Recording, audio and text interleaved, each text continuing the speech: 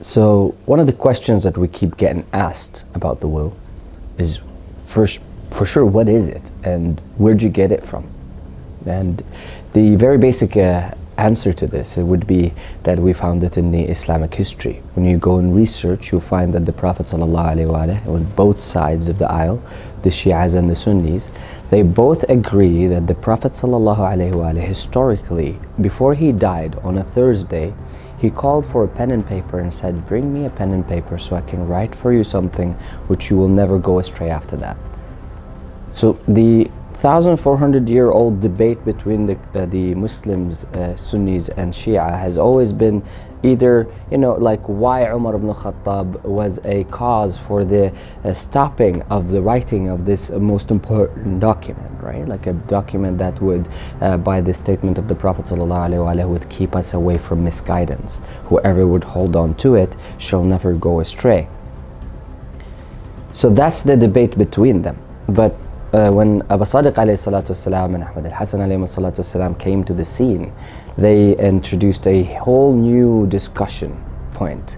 They said, in fact, to say that the Prophet ﷺ did not write a will that would make us infallible for misguidance would be an accusation against the Prophet's honor and against his intelligence and against the completeness of his mind. So to prove that point, let's take a very rational example, right? Take, for example, a father of 5 children, right? And that father has multi-million-dollar industries, and he's about to die. He knows that there's death is coming soon. He's sick, very ill, and he has the mindset, he has the clarity in the mind, and he has the ability and the time to write a will, and he knows about the concept of leaving a will behind. In fact, let's add to that even more. He even knows that if he dies without writing the will, his children will become split and they will start to fight against one another and take each other's lives. So under that circumstance, under this kind of example, if a father like that dies without writing a will, having the ability and the time and the know-how, would that father become a good father or an evil father? I think these are the two options we have, only because he knows and the conditions are set in such a way that, say, his life was not taken midway, where he did not have the chance to do it. No, he had the ability all the way until he died to actually do it. But yet he died without doing it. Therefore, he has to be either a good father or a bad father. I think everybody who has a little bit of rationality can understand that a father like that would be considered an evil father, a father who actually desired his children to go against each other and to take each other's lives away, maybe out of whatever just evil intent that he has. Therefore, we cannot accuse the Prophet ﷺ of doing such a thing, because these conditions he met ﷺ on that night. First of all, does Allah subhanahu wa ta'ala say you have to write a will? Yes. So now we conclude rationality says you have to write a will. The Quran says you have to write a will in chapter 2 verse 180. And also you have the Prophet himself on the night of his death, on Thursday before he died.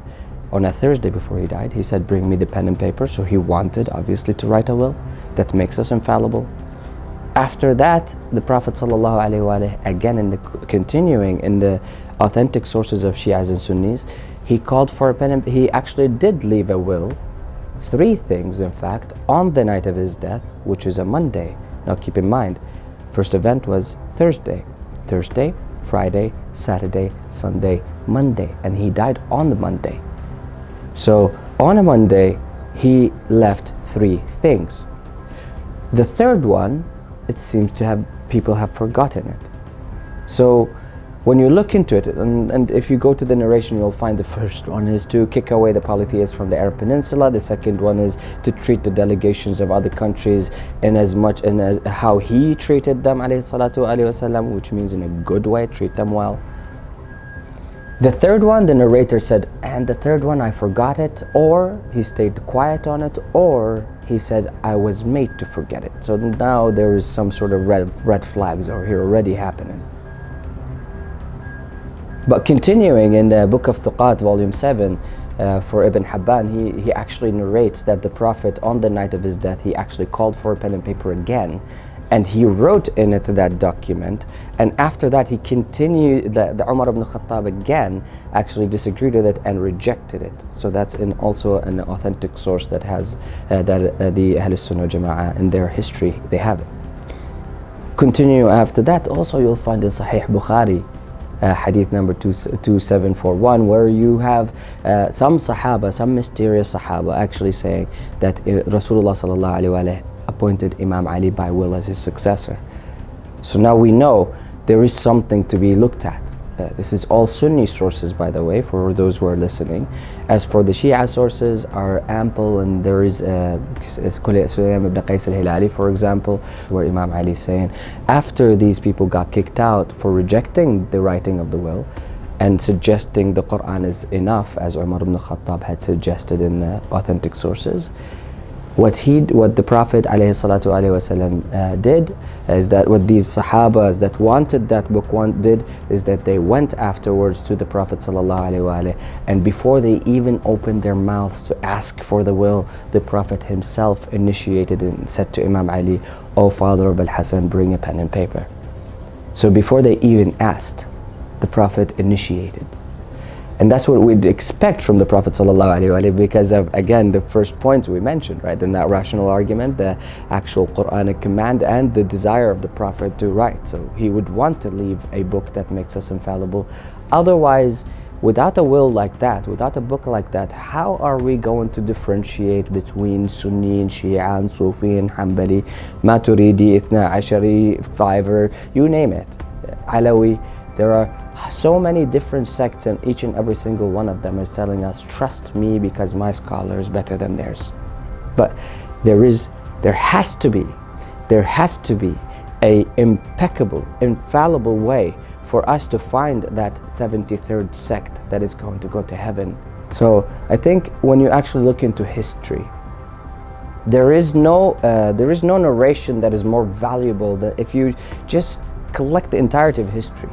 The will would be the peak of the evidence, because the Prophet actually attributed to it complete and utter guidance. There is no misguidance to anyone who holds on to the will.